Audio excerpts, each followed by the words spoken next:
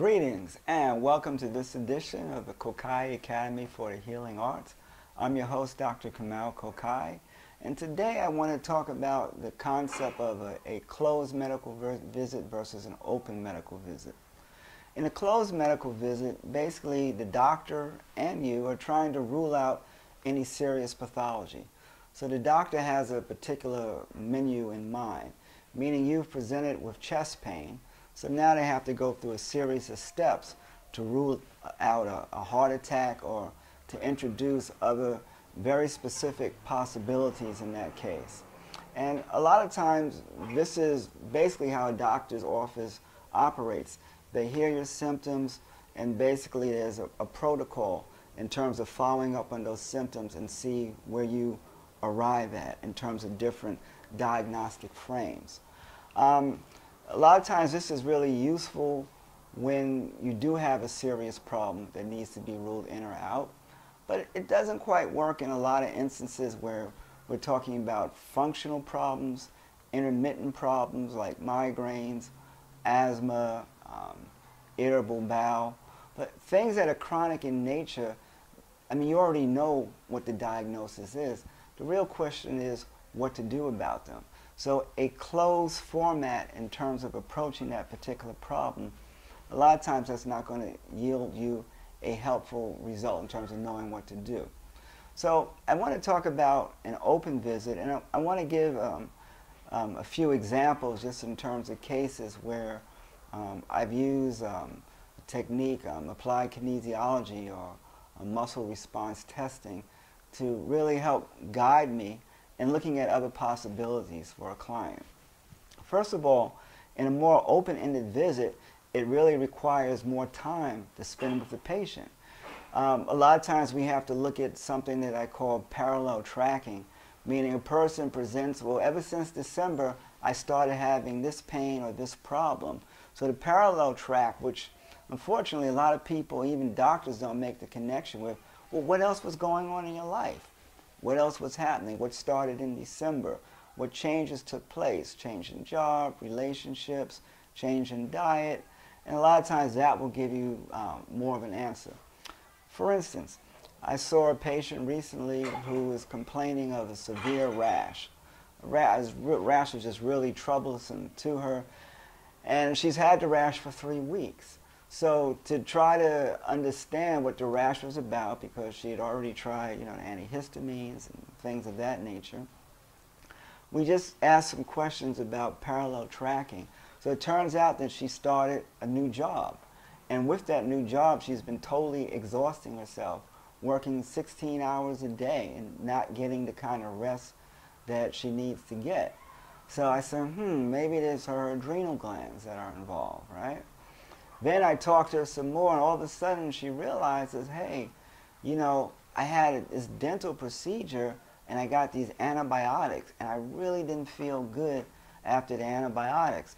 In fact, I got the antibiotics on a Wednesday, and the whole rash and everything started Friday. So now I'm wondering, well, did the antibiotics somehow trigger this, both a reaction to the antibiotics or a reaction to what the antibiotics have done to her gut? And then inquiring more about the dental procedure, I'm wondering, was there a reaction to any dental materials or mercury that's actually being released? Speaking of mercury and dental procedures, check out on YouTube The Smoking Tooth if you want to understand more about the role in mercury in causing you problems in terms of dental fillings.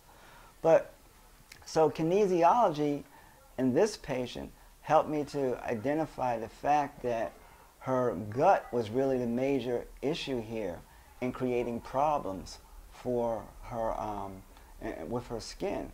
So by directing a treatment at the gut, that is something that's helping to clear the skin problem.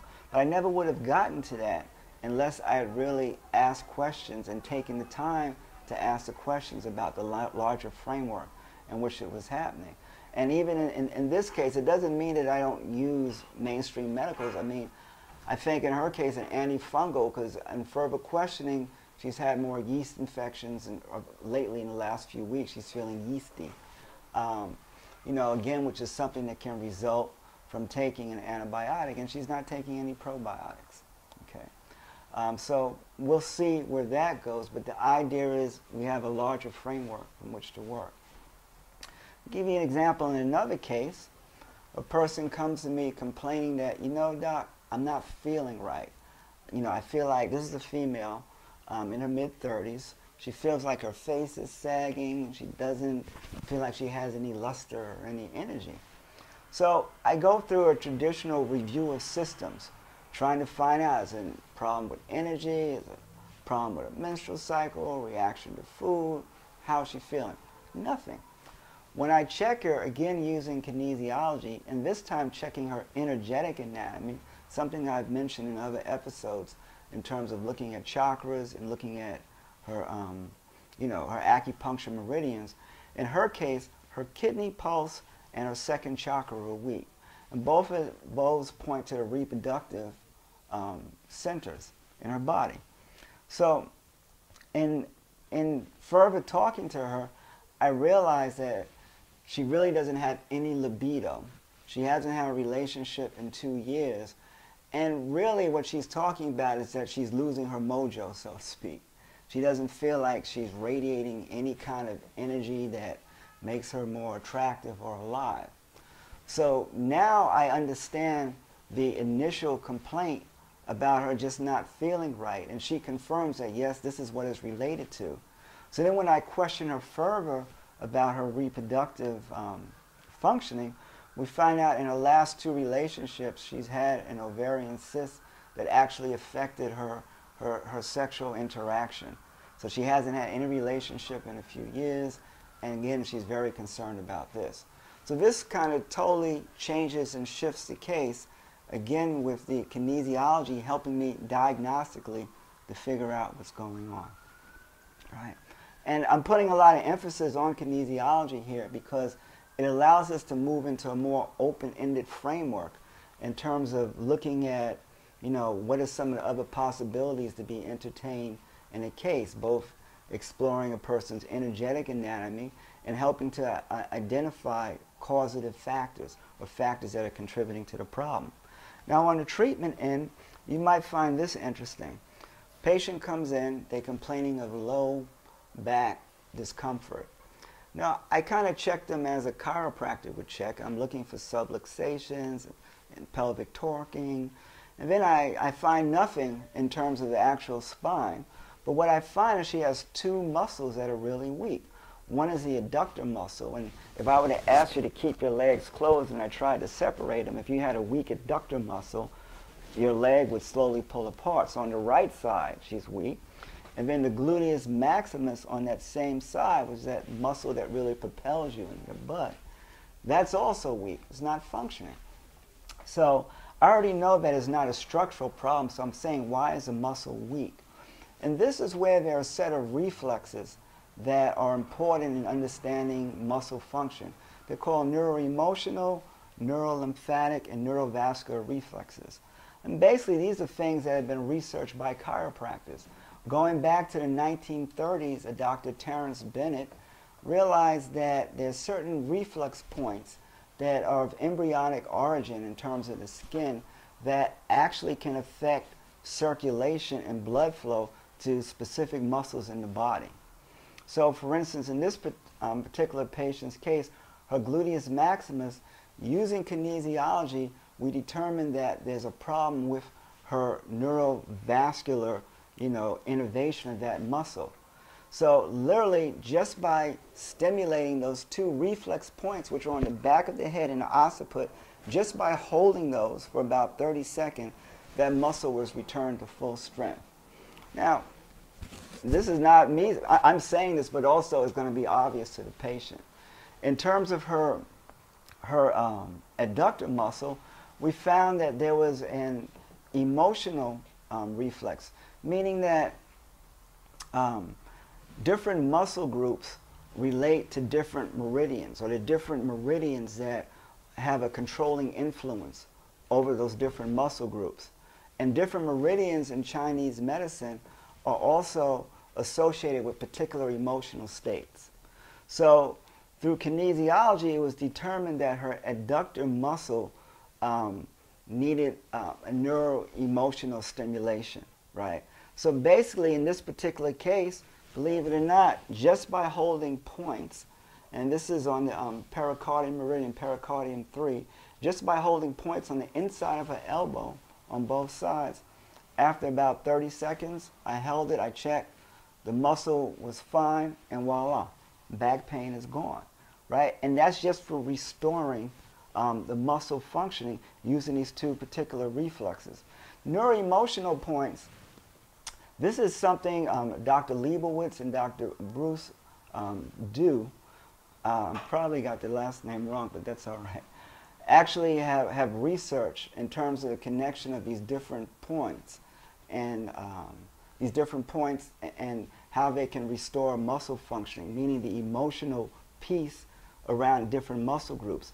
And it's funny because in emotional freedom technique, it's understood that the end and beginning points of different meridians on the face can actually be effective in releasing different emotional issues or constraints that a person has. Literally, by tapping, you can determine which of these points is actually weak, and by tapping on these different emotional points, these different meridian, these acupuncture points, you can help release whatever emotional problem is there, at least in that moment, and help restore the functioning of that person.